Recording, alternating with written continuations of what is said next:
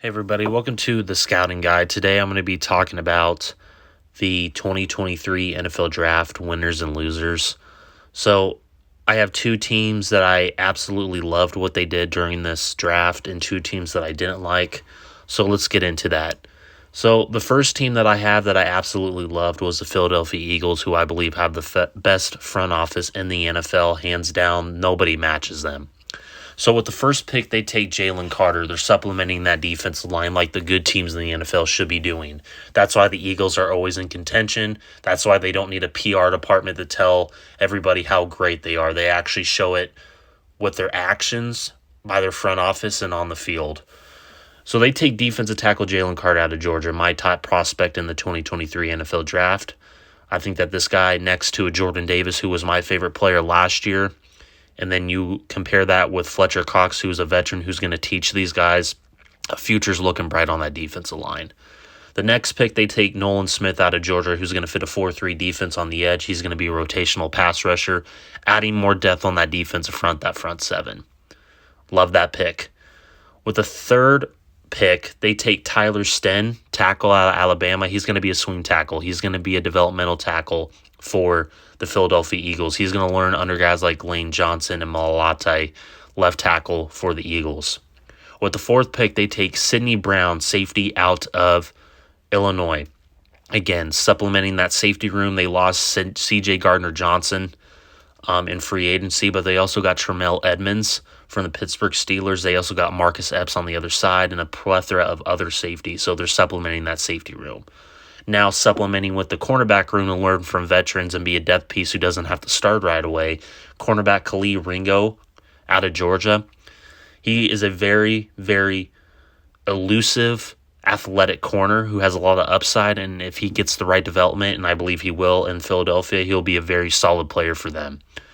Then, with the next pick, they take Tanner McKee, quarterback out of Stanford. Again, he doesn't have to start right away. He can be in the same system that the Eagles have been running for years. They're not going to be tearing up systems. They're actually going to be doing this, and they actually are in the business of player development. And then with the last pick, they take Moro Ojomo, defensive end out of Texas. Again, they're supplementing that front seven. They already have the defensive front. Now you could supplement the edges. That's how you build an NFL team. So that is the Eagles draft. I believe it was an A-plus draft for the Eagles just due to the fact that the way that they started off and supplemented the important positions on a team is just absolutely outstanding. That's why Mickey Loomis in that front office and that scouting department is the best in the league. Next, we have the Pittsburgh Steelers. I know everybody's going to laugh at this one, but I really believe they had one of the best drafts in this past draft. So they took tackle Broderick Jones, who was a top 5 tackle on my draft board. He's going to fit what they want to do. The Steelers run a multi-power run system, and once we get into these later picks, you're going to understand why I love this draft. Broderick Jones is going to be a very good player for them, and he's going to be a developmental piece for them, and they're going to have a very good up-and-coming offensive line because they're starting to invest again on that offensive line like the Steelers have always done for decades and decades. So with the next pick, they take Joey Porter, cornerback out of Penn State, another legacy pick, but they needed cornerback help. He's going to be a starter for them. He is a very good corner. He was a top 3 corner in this draft for me. So he is going to be a good pick for them, and they got him in the second round. They didn't need to spend a first-round pick on a corner. Now, with the next pick, they take one of my favorite players, Keanu Benton, defensive tackle out of Wisconsin. Again, he's going to fit great next to a Cameron Hayward, next to a Larry Ogunjobi, who they brought back in free agency. Again, they're supplementing that defensive front again. Those are what the good teams do. Then they take tight end Darnell Washington, who was a top 5 tight end on my draft board, and they're going to be running a lot of 12 to 22 personnel with the Pittsburgh Steelers. They are going to do smash mouth football. And this is what the next team that I'm going to get into, who I think is the laughing stock of the league after this, the two other teams that I don't like, but the one team that I just, you'll understand. They take linebacker Nick Herbig out of the University of Wisconsin. He is going to be a rotational pass rusher behind Alex Highsmith and TJ Watt. They needed more depth there, and he's actually a 3-4 outside linebacker. They're not getting an inside linebacker and transitioning him into an outside linebacker like the Broncos did with Baron Browning, and they're probably going to do with Drew Sanders. They take cornerback Troy Corey Trice out of the University of Pittsburgh, another depth piece for that cornerback room, getting younger, adding more depth to that room. That's what you need to do. And then with the last pick, they take Spencer Anderson, another developmental tackle. I believe he's going to be a practice squad player, more of that developmental piece. So those are the two teams that I thought absolutely killed it in this past draft. Now I'm going to go to the two teams that I think absolutely just completely shit the bed. Number one, the team that always shits the bed for 8 years now, that is the Denver Broncos, who I believe are the laughing stock of the league. So they take wide receiver Marvin Mims. And I want everybody to understand something in Denver Bronco land, that when they picked those 3 picks I'm going to be talking about, I was up at 3 o'clock in the morning watching hours upon hours of film on all 3 of these guys. And I already did a film review on Drew Sanders, who was the next pick. But Marvin Mims is an absolute travesty of a pick. There were better receivers on the board. If you wanted to go receiver, there were better receivers on the board, and Marvin Mims wasn't even in consideration to be a second-round pick. I had him mostly as a 5th or 6th-round pick. There were better receivers on the board, and the Denver Broncos traded up for the wrong receiver. And again, the Denver Broncos didn't need receivers. You overpaid for 2 receivers, and Tim Patrick and Courtland Sutton, who haven't done anything. Again, the typical Denver Broncos move. Then they get Drew Sanders, linebacker out of Arkansas, who I did a film review on. And he does not fit a 3-4. Again, getting a player and putting him out of position. You grabbed an off-ball linebacker, Drew Sanders, who, again, this is where I believe they're going to put him on the edge because he played edge at Alabama. So you're basically going to Baron Browning Drew Sanders, where he could be a very good inside linebacker. And Drew Sanders, I believe, best fits a 4-3 system as an off-ball linebacker. That is what the film shows, and I'm going to go off of what the film says. Okay? That's just the reality of the situation. So Drew Sanders, I want to love the pick, but again, he's going to the Denver Broncos, who are not in a player development, and they haven't developed really anybody for 8 years. And if they develop somebody, they get rid of them. And then the next pick, where I've had Bronco fans, and this is why I'm done covering the Denver Broncos. I'm done, but I have to. This is what you don't do as an organization. You don't replicate what the Broncos do in the offseason and in the draft, because they're always offseason winners, and then when the season comes, they get their asses kicked. They take Riley Moss, corner/safety out of Iowa. And I have Bronco fans saying because he is white and the color of his skin that he's going to be a bad player. That makes me want to defend him because of that type of bullshit right there. That's not how scouts, GMs, and coaches evaluate players, not because of their skin color. You could be purple, green, black, white, whatever.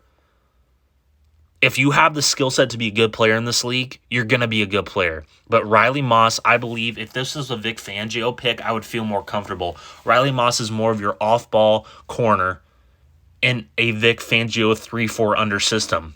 But we bring in Vance Joseph, who likes to run a lot of man-to-man concepts and likes to bump and run coverage, and Riley Moss isn't that, in my opinion. Then you turn around, you draft J.L. Skinner out of Boise State, again, a safety, who's probably not going to get any playing time because you have Justin Simmons and you have Caden Stearns there. And Justin Simmons is going to own that room because he has favoritism from the front office, and he absolutely sucks. Because early in the first round, when the Dallas Cowboys drafted that tight end out of Michigan, they showed highlights of Justin Simmons against a 38-year-old Jason Witten getting absolutely torched. And I don't give a fuck if that's his rookie year. He hasn't developed. And then they take one of the worst centers in this draft, who I didn't even have a draft grade on. I believe he was an undrafted free agent at best.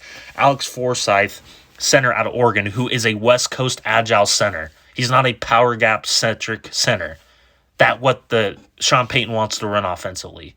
So the Denver Broncos, again, dude, this is one of the worst drafts I've ever seen from the Denver Broncos. You'll have your typical Denver Bronco fans that will say this was a great draft, A+ draft all the way. All right, we'll see again when this season comes to pass. Just saying. So the Broncos are the laughing stock of the league. Now, this might shock some people, but I believe that the Detroit Lions had one of the worst drafts I've ever seen. Again, I love what the Detroit Lions are doing. But again, They go back to their old ways. They take running back Jahmyr Gibbs out of Alabama. I would never take a running back in the first round. Never, ever, ever, ever. I do not like that pick because they had DeAndre Swift and David Montgomery in that room. You needed to get more D-line help. Kalijah Gansey from Pittsburgh was right there, fell in your lap, and you passed on him. So I don't know what Brad Holmes in that scouting department was thinking, taking a running back with the first pick. And this is coming from a guy who likes what the Lions have been doing the past couple years. And I just don't agree with that pick. Now, the second pick I like, Jack Campbell out of Iowa, my top linebacker in this year's draft. I think Jack Campbell's going to be an absolute stud for them next to a Rodriguez and Alex Alonso. I think that's going to be a very good pairing, and he can learn from those two. Then they take tight end Sam Laporta from Iowa, who I had better tight ends that were on the board for them. They could have took a Darnell Washington if they wanted a tight end. They could have done a lot better than Sam Laporta. Sam Laporta, again, is not a great run blocker. He's more of that receiving threat. So, again, taking a tight end, you could have took a defensive tackle there. That was better. But, again, whatever. They took safety Brian Branch out of Alabama. I think that's a good, solid pick. They needed more safety help now that they added C.J. Gardner-Johnson and they have a Travis Walker there. They need to add more depth because I think Travis Walker is going to be on his way out next year. Then they take quarterback Hendon Hooker out of Tennessee, again, learning from Jared Goff, and they've been running the same system for 2-3 years now, so they're not ripping it up like some teams, a.k.a. the Denver Broncos. Then they take Broderick Martin, defensive tackle. Now they finally take the defensive tackle. Again, I think that this guy is going to be a depth piece at best. You could have added a better player with that first-round pick with Kalijah Gansey. They take Colby Sorsdale, offensive tackle, again, a swing tackle depth piece that's going to be a practice squad player. And then they take a receiver, Antonio Green. I think that Antonio Green's going to be more of that depth piece again, probably a practice squad player. The receiving room in Detroit is way too good for them to even consider a receiver. But again, I think there are other positions of need that you could have addressed, get more depth in that linebacking room, maybe add another linebacker, maybe add another corner. You needed more corners because you traded Jeff Okudah.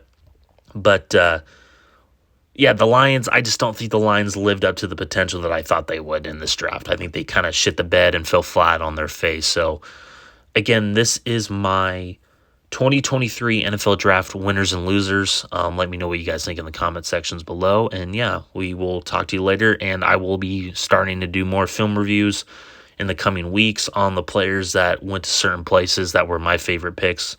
But take care.